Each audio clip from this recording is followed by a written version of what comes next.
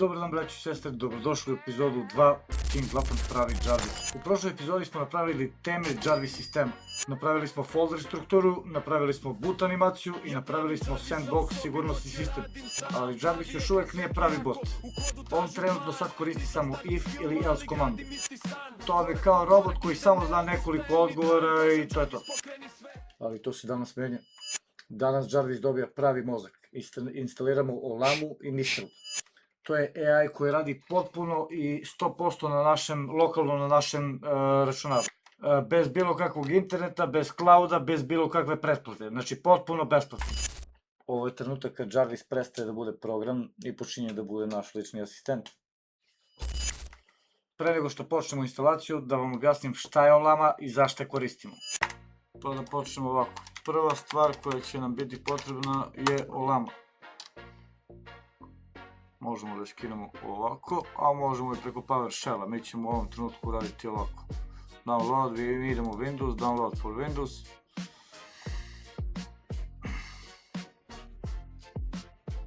Sačekat ćemo da se skine, potrebno je neko vreme. Da vam lakše objasnim šta je Olama. Olama je program koji pokreće AI modele na našem računaru, lokalno. Znači, bez njega bi morali da koristimo ili ChatGPT ili Google Gemini ili tako nešto, što košta, na primjer, $20 mesečno ili više. Mi ćemo ovo da radimo sve lokalno, znači sve ostaje kod nas u kompjuteru. Kao što možete da vidite, Olama je besplatan, radi i na Windowsu, i na Linuxu, i na Mac OS-u, tako da je naše najbolje rešenje trenutno. Dok se ovo instalira, da vam objasnim šta je ovaj Mistral. To je AI mozak koji ćemo staviti unutar Olame. Zamislite Olamu kao telo, a Mistral je kao mozak, znači ne može da radi jedno bez drugog. Olama je skinuta u naš PC i možemo komotno da idemo na install. Sačekat ćemo da se završi, naravno. Olama je instalirana. Otvorit ćemo command prompt. Upustit ćemo ovako Olama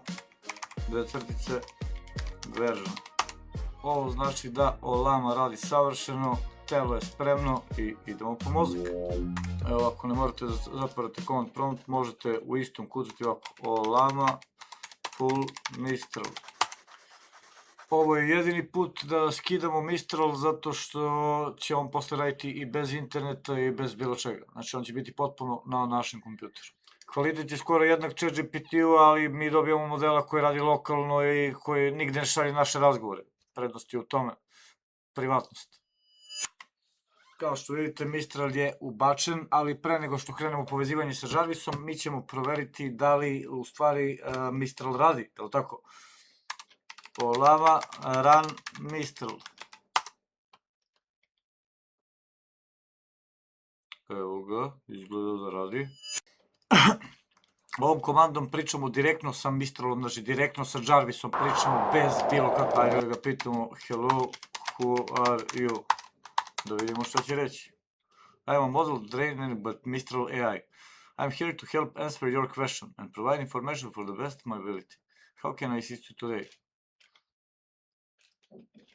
Who am I? Još uvek ne zna ništa, brać. Od ovog trenutka dolazimo do zanimljivog dela i povezujemo Jarvis u stvari sa Mistralom. Znači Jarvis više neće koristiti samo if i else komande, neće odgovarati kao bot skraćeno, nego će dobiti novi mozak koji će odgovarati složeno, koji će odgovarati kao što vidjeli ste kao sad Mistral. Znači Windows plus R, command prompt. Prvo instaliramo znači Python biblioteku za Olama. Kucamo ovako, cd Jarvis, donja crta env scripts activate. Idemo ovako, pip install Olama.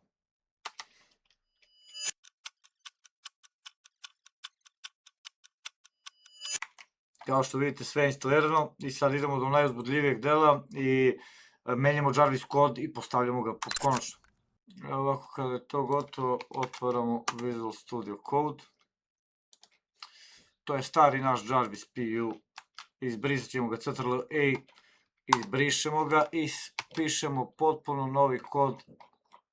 Mislim, nije potpuno novi, objasnit ću vam sada šta je zamenjeno. Saveujemo dokument.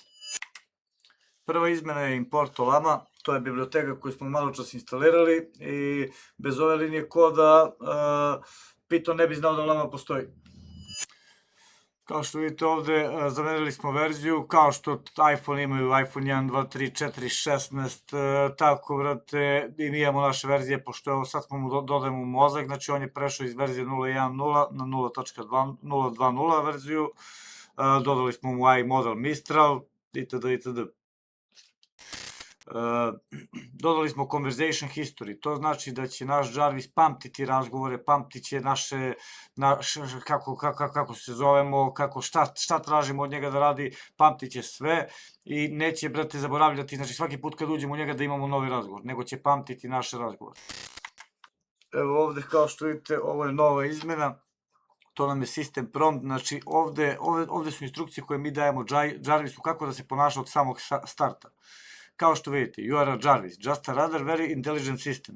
You are a personal AI assistant inspired by AI from the Iron Man. You are serving owner name. Znači, ja sam promenio sad u kodu owner name, kao što možete da vidite, sada je King Zlatan. Nije više kao što je do sad bilo Sir, nego je King Zlatan. On će mene od sad zvati King Zlatan. Još jedna od novih stvari u kodu je Ask Jarvis funkcija. Znači, kao što vidite, on šalje poruku Mistralu i dobije odgovor, čuva celi odgovor u memoriji. Možete i sami da vidite. Ovo je, na primjer, još jedna zamena u našem kodu je Jarvis Thinking, Jarvis razmišlja. To je ono kad mu napišemo nešto i on sad dok čekamo njegov odgovor piše kao Thinking. Kad dobijemo odgovor nazad, to Thinking se zameni u naš odgovor.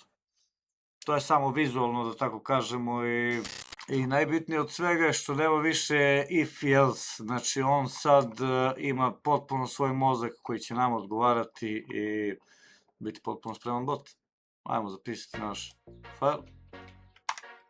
Ajmo da probamo da pokrenemo Jarvis. Evo ovako, stavit ćemo tu da bolje vidite.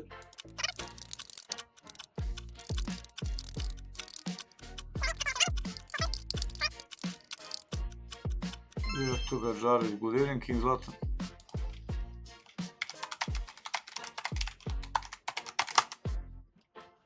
Thinking.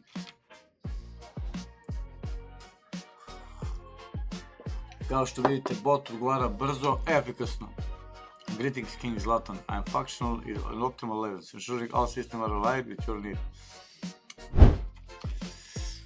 Vidite i sami razliku, braćo, između epizoda 1 i 2. Jarvis sada, prošli put je bio, ima male komande, znači jedva da je mogao da odgovori, sad već ima mozak, priča drugi jezike, na kineskom, ako mu napišemo, on će na kineskom odgovoriti, ima taj basic, da kažemo. Tako da sad imamo pravog malog AI modela i u trećoj epizodi krećemo sa našim boljim. U sledećoj epizodi dodat ćemo Jasperu Whisper, to je glas, znači, on će čuti naš glas, više nećemo morati da kucamo sa njim, moći ćemo jednostavno da pričamo i stvari postaju zanimljivije odavde.